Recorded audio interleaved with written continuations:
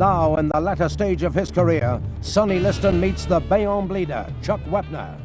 Jersey City, 29th of June, 1970. The Jersey City Armory is the venue, and here in the first round, Liston in his 54th professional fight. Still claims to be only 38. Many judges think he's considerably older. Chuck Wepner at 6'5". You can see he has considerable height, reach advantage. But Wepner's big problem always is tendency to cut. They call him the Bayonne bleeder because of that. And the one thing Liston's been able to do throughout his career is really throw that left jab fast and accurate. 17 years as a professional now, Sonny Liston. Chuck Wepner blasted out in 1969 by George Foreman in only his 4th professional fight, but he started fast here against Liston. Wepner does have a big left hook, that's his danger punch. Comes into this contest as the New Jersey heavyweight champion, and of course is the local man, and he'll get considerable support from this crowd, which includes notable celebrities. Muhammad Ali's at ringside, signing autographs for those who call him Ali, and studiously refusing those who call him Cassius Clay. Joe Bugner also here, Joey Giardello, Emil Griffiths, great names of the boxing world.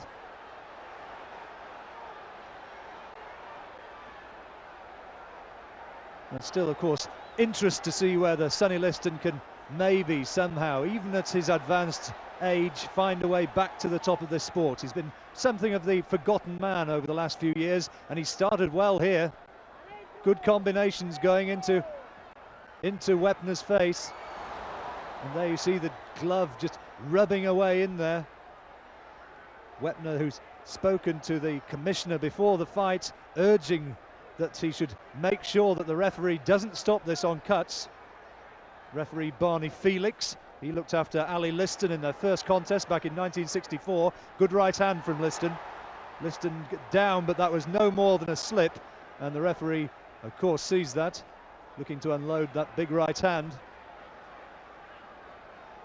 Liston, who had that fearsome reputation earlier in his career, went to jail back in 1957 when he had a little bit of an altercation with a policeman, beat him up in other words, and served his time as a result.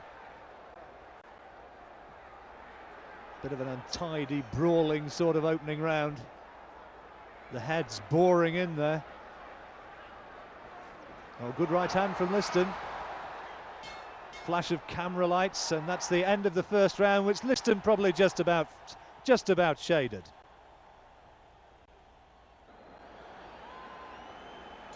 Not too much between them in the second either. We pick up the action in round 3. Liston in the striped shorts. The shorter man stands about 6'2½".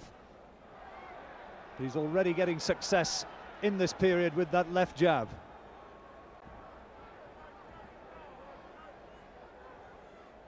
Oh, another good right hand from Liston. Wepner in there pitching. He's not got good footwork, Chuck Wepner, but he is a brave fighter. Barney Felix having to separate them again, and Liston's back onto the offensive with that jab once more. Still in good condition, Sonny Liston, weighed in at 15 stone 9 for this fight. Wepner, the heavier man, 16 stone 4. But you can see that Liston, who works out at Johnny Tocco's gym in Las Vegas, has really got himself into good shape for this contest.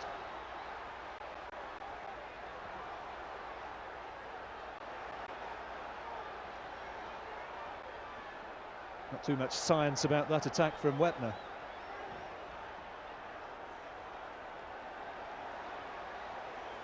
Liston again jumping in behind that ramrod left jab. He's been something of a man frozen out of the heavyweight scene since losing his title.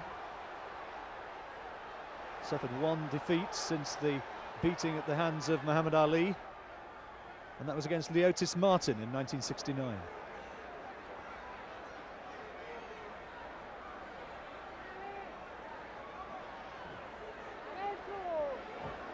Referee letting Liston get away with a lot of work with the head. And a complaint from Wepner, I think suggesting as much, as Liston went boring in with his head. And there again you see the clash of heads. Liston, of course, will be only too well aware that Wepner can mark up and cut very, very easily.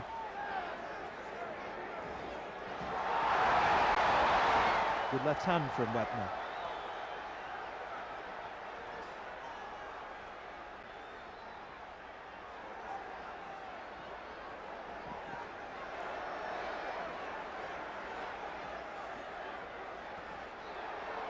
Considering he's got maybe slightly the shorter reach, Liston really getting through a lot with that jab.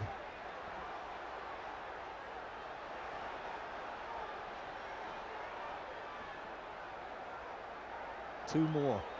Rock back the head of Wepner, and again the head goes boring in there. Referee having a little bit of a look, and a little bit of a telling off as well for Sonny Liston for use of that head. And there's a cut. A bad cut over the right eye. Well, that was increasingly a problem, and now into round 7. Wepner bleeding, hurt. He's been looked at closely by the referee, Barney Felix. Reginald Farrer is the doctor at ringside. They've all been keeping a close look, and Sonny Liston piling up the points is really going to work.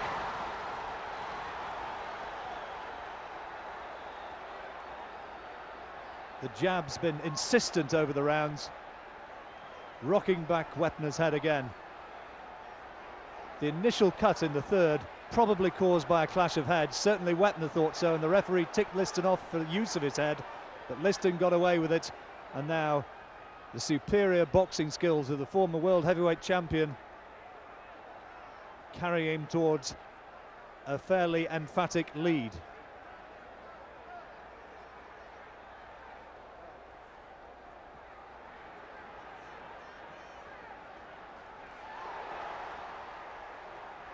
Liston getting in close and again using the head.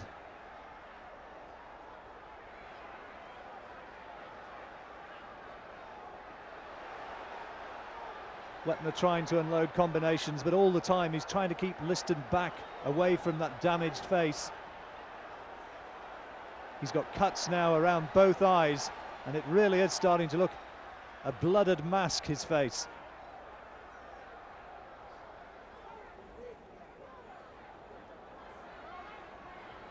The left jab just firing in again and again from Liston, and all the time the damage to the face gets worse. Oh, and Liston just tagged on the ropes over there. There was a right hand which got through, and just for a second or so Liston looked a little bit disorganised, and Wepner's taken heart from that. He's surely been told by his corner, his manager Al Braverman, that he's got to get out there and somehow find a way to stop Liston, and you can see the blood now pouring down his face.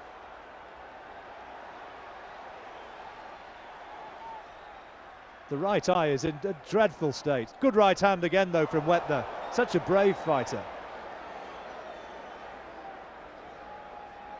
Liston going in close, and the referee again letting him off, letting him get away with the use of the head.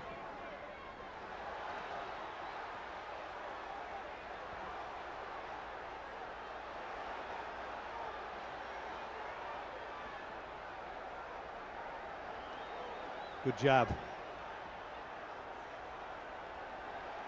But Liston shipping punches again. There was a good left uppercut in there, and punches thrown after the bell. And Wepner taken back to his corner, looks a little bit unsteady, and they're going to have a long look at that injured eye. Feverish work on that injury, and the ring doctor going across to have a close look. That's Reginald Farrer. Is the fight going to be called off? It wasn't though, and now we pick it up in round 9.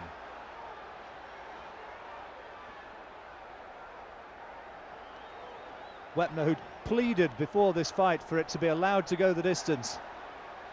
He didn't want it to be stopped, but he's on borrowed time now.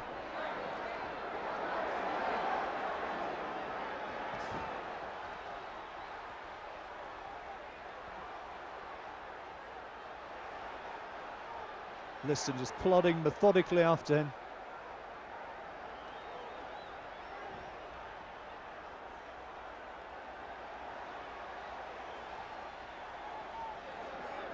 The one-punch power which blasted his way past the likes of Floyd Patterson, maybe no longer there, but let's not forget that Chuck Wepner is a big, strong man.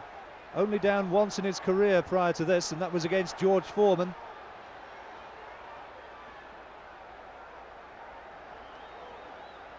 Liston content to throw the left jab and then work in close.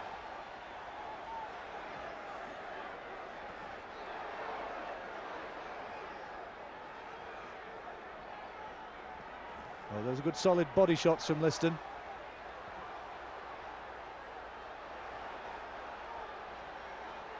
The head's going in there again, though, into the face of Wepner. And all the time, the big Philadelphian, his face marking up more and more.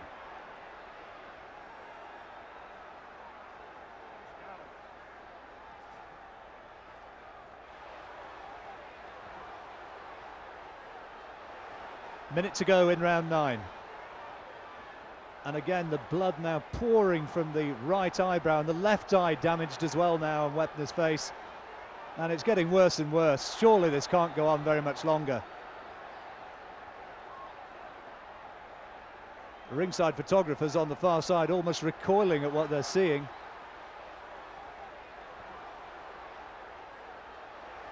Al Braverman in the corner for Wepner is urging him forward, telling him to come forward, carry the fight to Liston. It's all very well being brave in the corner. It's Wepner who's out there taking the shots, and it's Wepner who is getting the most awful beating around the face.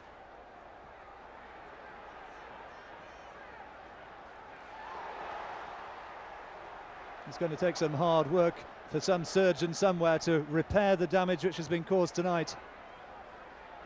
And we come towards the closing seconds of the 9th round. Wepner surely knows now that the writing is on the wall.